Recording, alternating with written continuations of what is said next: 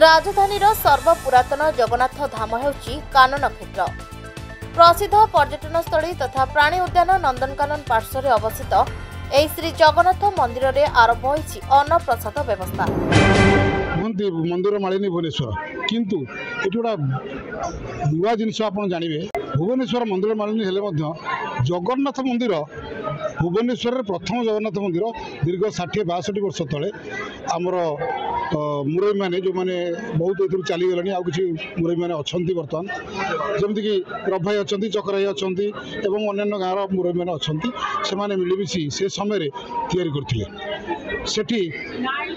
किंतु आमे जेहेतु भुवनेश्वर गोटा माने प्रांतरे आमे ताकू बजाय रखीचु निज उद्यम बहुत दुख कष्ट सही एवं देखुं आपण सामने जगन्नाथ मंदिर जो छोटियाटे था रेनोवेशन कर विराट मंदिर पाखापाखि 4 कोटी टंकार बजेट रेनोवेशन होवं आमर बहुत भल चली ये टूरिस्ट जगह नंदनकानन बहुत लोग आसती आम हिंदू राष्ट्र भारत ये समस्ते प्राय खोजती भेज्र कौटी मिल जो जो होटेल आप देखुं ये अच्छी लोक मैंने बाध्य खाती पचारि खाती तथापि से ठीक भेज्र मिले ना एवं जो मैंने खाती भी अशांति खाती बाध्य खाती तेमर जगन्नाथ दया है ये अन्न महाप्रसाद सेवा आमर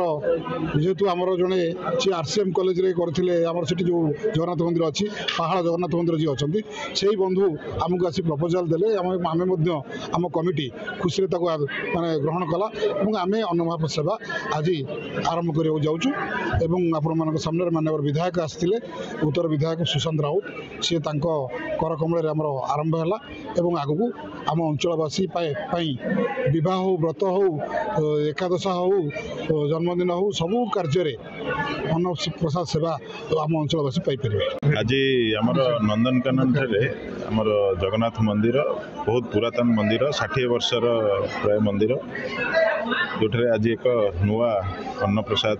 मिलवाई गोटे मंदिर भितर आनुष्ठानिक भाव उद्घाटन होती अंचल जेहेतु अभड़ा बा अन्न प्रसाद मिलवा पूरा प्योर भेज मिलवा मिलू नथिला से आधार को रखी आज जगन्नाथ मंदिर अन्न प्रसाद गोटे जो रेस्टोरेंट खोल या द्वारा अंचलवासी उपकृत हेबे ता सहित नंदनकानन को आसुवा हजार हजार लोक जो मानकर बिना पियाज रसुण रे खाइबा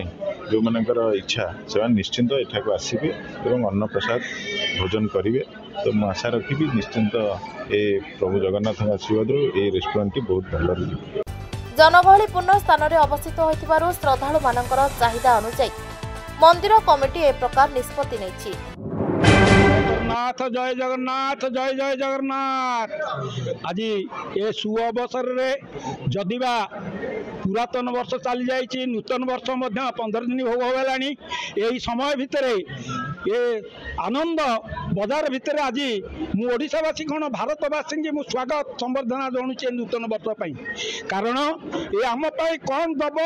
नदब आम पाइबू कौन हरइबू कौन से कथार किसी ना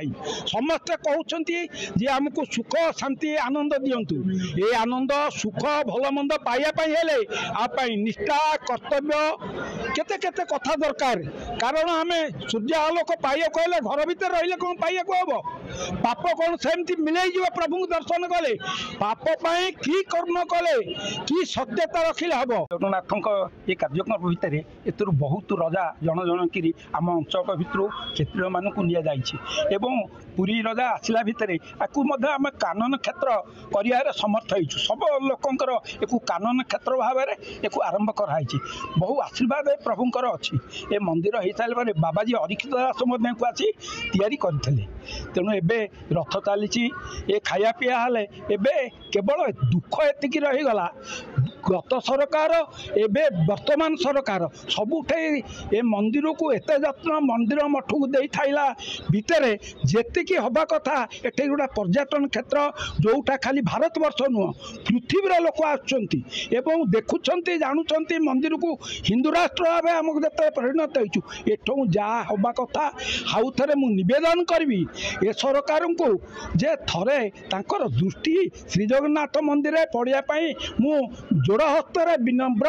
प्रार्थना करुच्ची प्रभु आशीर्वाद एतिकी मो नवन पात्र ग्राम सभापति रघुनाथपुर आज अंचल आमर प्रत्येक जगन्नाथ मंदिर ये जो अन्नप्रसादर व्यवस्था करागला बहुत उत्तम व्यवस्था ये टूरिस्ट जेहेतु टूरिस्ट जगटा ये बहुत बाहर पर्यटक आसुँच ग्रामांचल लोक भी ये सब प्रकार सुविधा ऑर्डर करें आमर एतिकी गोटे अन्नप्रसाद व्यवस्था हेले गोटे मेला महोत्सव की भल मंद कम कार्य भी ये प्रसाद टाक सेवन करें यही अनुष्ठान भी किसी उन्नति होगापाई आमर उद्देश्य। जय जगन्नाथ जहा समस्त को धन्यवाद। आज आमर कानन क्षेत्र में ये अन्न प्रसाद बंदोबस्त करा जाए आज आरंभ है यहाँ निहाती लोक मान दरकार थिला कारण जेहेतु ये नंदनकानन अच्छी बहुत दूरादूरांतर बहुत अलग स्टेट रू लोक आसती तेणुक जगन्नाथ मंदिर ये प्रसाद पाइबार जो बंदोबस्त ये जगन्नाथ मंदिर कमिटी करिसेंती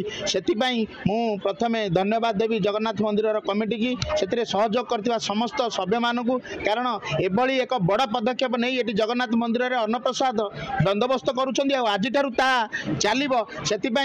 स्वागत योग्य पदक्षेप यहाँ लोक मान निश्चित दरकार थिला ये लोक मैंने नंदनकानन परिभ्रमण करने सहित ये जगन्नाथ मंदिर दर्शन कर प्रसाद सेवन करेंगे ताठू भाग्यर कथा किसी ना तेणुक ये जिते दूर आमर ये कमिटी की धन्यवाद देले बहुत पछरे पड़।